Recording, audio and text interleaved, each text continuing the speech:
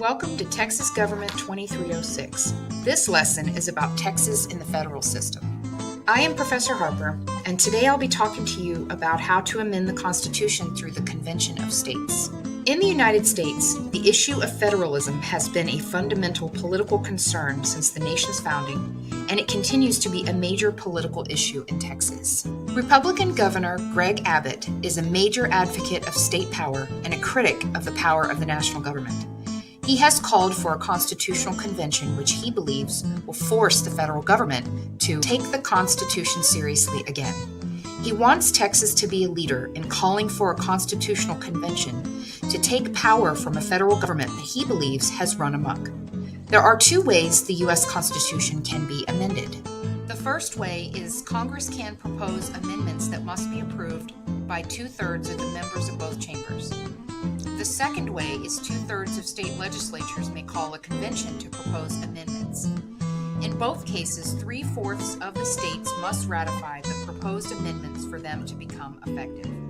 No constitutional amendment has ever been generated by a constitutional convention. To strengthen the states and weaken the power of the national government, Governor Abbott would like to require a balanced federal budget and prevent Congress from regulating activities occurring within a state, the latter which would likely prevent federal regulation of gun use and marriage.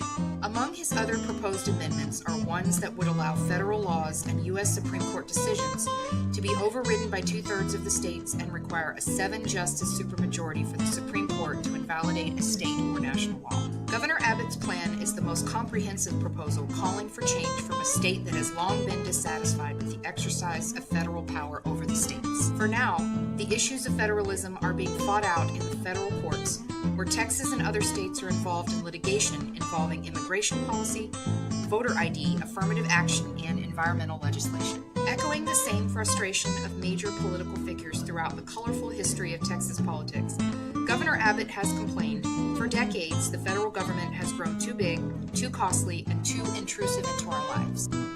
Texan hostility towards the federal government is mainly centered around Texan attitudes toward economic concerns, namely those that put Texas political leaders in conflict with liberal economic policies at the national level, particularly Democratic liberal economic policies.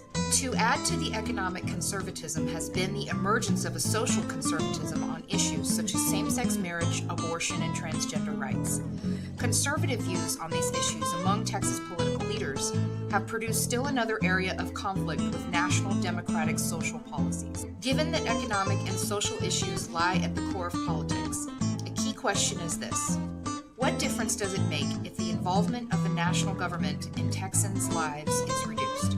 What would be the effect on Texans' lives if state government had an enhanced involvement in governmental, economic, and social policy?